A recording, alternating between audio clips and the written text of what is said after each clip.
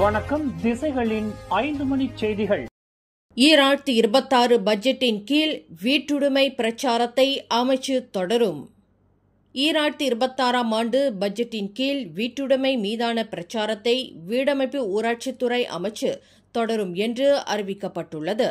மடானி வீட்டுடைமை பிரச்சாரம் 3.0 என்று அழைக்கப்படும் இந்த பிரச்சார முன்னெடுப்பு 2026 ஆண்டு பட்ஜெட்டிற்காக கருவூலத்திற்கு சமர்ப்பித்த 13 முக்கிய பரிந்துரைகளில் ஒன்றாக இருப்பதாக ngா கோமெங் தலைமையிலான வீடமைப்பு ஊராட்சித்துறை அமைச்சு தெரிவித்துள்ளது.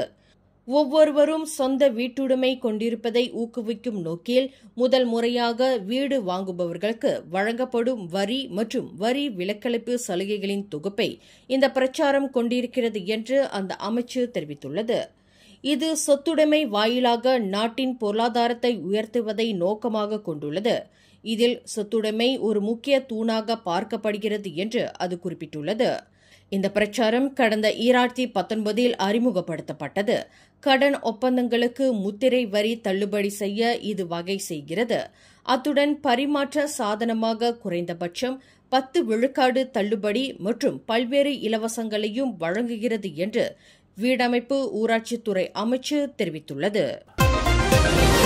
போர்டிக்சன் பாசேர் பஞ்சாங் தஞ்சோங் ஆகாஸ் மேம்பாலத்தில் நேற்று கார் ஒன்று பாலத்தை விட்டு விலகி ஆற்றில் பாய்ந்து 2 சிறார்கள் நீரில் மூழ்கி உயிரிழந்த சம்பவம் தொடர்பில் கைது செய்யப்பட்ட கணவனும் மனைவியும் 7 நாள் தடுப்பு காவலில் வைக்கப்பட்டுள்ளனர். இந்த விபத்தில் உயிர் தப்பியதாக கூறப்படும் 46 வயது கணவனும் 41 வயது மனைவியும் இன்று காலையில் போர்டிக்சன் மஜிஸ்ட்ரேட் நீதிமன்றத்தில் நிறுத்தப்பட்டு அவர்களை வரும் செப்டம்பர் 11ஆம் தேதி வரை தடுத்து வைப்பதற்கு நீதிமன்றம் அனுமதி அளித்துள்ளதாக போர்டிக்சன் மாவட்ட போலீஸ் தலைவர் மஸ்லான் உடேன் தெரிவித்தார். கணவனும் மனைவியும் மரண தண்டனை விதிக்க வகை செய்யும் குற்றவியல் சட்டம் 302 பிரிவின் கீழ் தடுத்து வைக்கப்பட்டு விசாரணை செய்யப்பட்டு வருகின்றனர் என்று அவர் குறிப்பிட்டார். 41 வயதுடைய அந்த பெண் உயிரிழந்த பிள்ளைகளின் சொந்த தாயார் அல்ல. அவர் அந்த 2 பிள்ளைகளின் தந்தையின் காதலி என்பது உறுதிப்படுத்தப்பட்டுள்ளதாக மஸ்லான் உடேன் திடுக்கிடும் தகவலை வெளியிட்டார். தற்போது அந்த 2 பிள்ளைகளின் உண்மையான தாயாரை போலீசார் தேடி வருவதாக அவர் குறிப்பிட்டார். நேற்று காலை 11:44 மணியளவில் நிகழ்ந்த இந்த சம்பவத்தில் 9 வயது சிறுவன் உயிரிழந்த வேளையில் நீரின் மத்தியில் காருக்குள் இருந்து மீட்கப்பட்ட சிறுவனின் 8 வயது தங்கை மூச்சுத் திணறலுக்கு ஆளாகி பின்னர் உயிரிழந்தார். இந்த சம்பவம் தொடர்பில் அந்த சிறார்களின் தந்தையிடமும் தாயார் என்று கூறப்பட்ட பெண்ணிடமும் போலீசார் தனித்தனியே விசாரணை நடத்தியபோது இருவரும் அந்த விபத்து குறித்து வழங்கிய வாக்குமூலம் முற்றிலும் முரண்பாடாக இருந்தது கண்டுபிடிக்கப்பட்டதைத் தொடர்ந்து அவ்விருவரும் கைது செய்யப்பட்டனர். மெட்ரிகுலேஷன், STPM உட்பட அவற்றுக்கு ஈடான கல்வியை முடித்தவர்களில் 78,883 பேர் அரசாங்க பொது பல்கலைக்கழகங்களில் இட வாய்ப்பு கிடைத்துள்ளதாக உயர்கல்வி அமைச்சு அறிவித்துள்ளது. இவ்வாண்டில் UPU ஆன்லைன் மூலமாக அரசாங்க பொது பல்கலைக்கழகங்களில் இளங்கலை பட்டப்படிப்பை மேற்கொள்வதற்கு 1,09,866 மனுதாரர்களிடமிருந்து விண்ணப்பங்கள் பெறப்பட்டதாக அது தெரிவித்தது. இந்த முறை இளங்கலை பட்டப்படிப்பிற்காக 1,132 கல்வி திட்டங்களுக்கு வாய்ப்பு வழங்கப்பட்டுள்ளதாக உயர்கல்வி அமைச்சு ஓர் அறிக்கையில் குறிப்பிட்டுள்ளது. தாய்லாந்து டானோக்கில் சாலை தடுப்பு சோதனையின் போது M16 ரகத்திலான 2 ரைபிள் துப்பாக்கிகள் மற்றும் 450 தோட்டாக்களுடன் பிடிப்பட்ட மலேசிய ஆடவர் திட்டமிட்ட குற்ற செயல் கும்பலுடன் தொடர்புடையவரா அல்லது வெறுமனே துப்பாக்கிகளை கடத்தி வரும் போக்குவரத்து சேவை வழங்கும் நபரா என்பது குறித்து விசாரணை செய்யப்படும் என்று உள்துறை அமைச்சர் டத்தோஸ்ரீ சைஃபுடின் நசுட்டியோன் இஸ்மாயில் தெரிவித்தார். துப்பாக்கிகளையும் தோட்டாக்களையும் தாய்லாந்திலிருந்து பெறுவதற்கான அந்த மலேசிய பிரஜையின் உண்மையான நோக்கம் என்ன, அவரது பின்னணி என்ன என்பது குறித்து விரிவாக ஆராயப்படும் என்று சைஃபுடின் குறிப்பிட்டார். இது ஒரு கும்பலாக செயல்படும் சிண்டிகேட் கூறுகள் அல்லது குற்றச் செயல்கள் தொடர்புடையது அல்ல என்று தொடக்க விசாரணையில் பெரிதாக கருதப்பட்டதாக அமைச்சர் தெரிவித்தார். எனினும் மலேசியாவிற்கும் தாய்லாந்துக்கும் இடையில் அரசாங்க அளவில் மட்டுமின்றி போலீஸ் துறையுடனும் நல்லதொரு தொடர்பு இருப்பதால் இந்த சம்பவம் தொடர்பில் மலேசியா உடனடியாக தகவல் பெற்றதாக சைஃபுடின் குறிப்பிட்டார். வரலாற்று சிறப்புமிக்க ஈப்போ இந்திய முஸ்லிம் பள்ளிவாசலில் நபிகள் நாயகம் பிறந்த தினத்தை முன்னிட்டு மிலாது நபி விழா சிறப்பாக கொண்டாடப்பட்டது. இவ்விழாவையொட்டி ஒற்றுமை ஊர்வலம் இன்று நடைபெற்றது.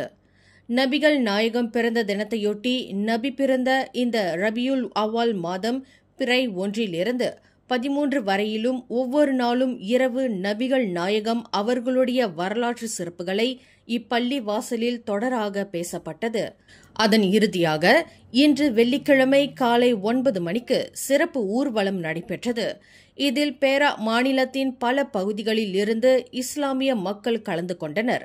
ஆண்கள், பெண்கள், இளைஞர்கள், சிறார்கள் என கிட்டத்தட்ட 700 பேர் நபியின் நேசத்தை வெளிப்படுத்தினர். உலக மக்கள் எல்லோருக்காகவும் நலன் வேண்டி சிறப்பு பிரார்த்தனை நடத்தப்பட்டது என்று இப்போ இந்திய முஸ்லிம் பள்ளிவாசல் தலைவர் ஷேக் முஜிபுர் ரஹ்மான் தெரிவித்தார். இந்த வருஷம் மீலாது ஊர்வலம் மிக சிறப்பான முறையில் நடைபெற்றது. 1500வது வருஷம் ரசூலுல்லாஹி ஸல்லல்லாஹு அலைஹி வஸல்லம் பிறந்த நாளை முன்னிட்டு நம்ம இந்த நிகழ்ச்சியை மிக சிறப்பாக செஞ்சோம். எல்லா பள்ளியிலேருந்து கலந்துக்கிட்டாங்க. அதேமாதிரி பக்கத்தில் உள்ள பள்ளியிலேருந்து கூப்பிட்ருந்தோம், அவங்களும் கலந்துக்கிட்டாங்க. பொதுமக்களோட ஆதரவு மிக சிறப்பான முறையில் இருந்துச்சு. பெண்கள், ஆண்கள் எல்லாருமே கலந்துக்கிட்டாங்க. ஏறக்குறைய ஒரு 700 பேர் கலந்துருக்காங்க. கடந்த ஆண்டை காட்டிலும் இவ்வாண்டு மிகவும் சிறப்பான முறையில் ஊர்வலம் நடைபெற்றது. அடுத்த ஆண்டு மேலும் சிறப்புடன் நடத்தப்படும் என்று ஷேக் முஜிபுர் ரஹ்மான் நம்பிக்கை தெரிவித்தார். ஒரு வீட்டின் கூரையின் மீது நின்று கொண்டு கீழே இறங்காமல் கத்தியை ஏந்தியவாறு மிரட்டிக் கொண்டிருந்த நபர் ஒருவர் 4 மணி நேர போராட்டத்திற்கு பின்னர் கைது செய்யப்பட்டார். இந்த சம்பவம் நேற்று சிலாங்கூர் செமிஞ்சேயில் நிகழ்ந்தது என்று காஞ்சாங் மாவட்ட போலீஸ் தலைவர் ஏசிபி நஸ்ருன் அப்துல் யூசுப் தெரிவித்தார்.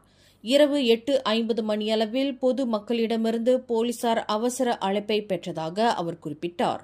போலீசார் அவ்விடத்திற்கு விரைந்தபோது அந்த நபர் கார் சட்டை மட்டுமே அணிந்திருந்த நிலையில் காணப்பட்டார்.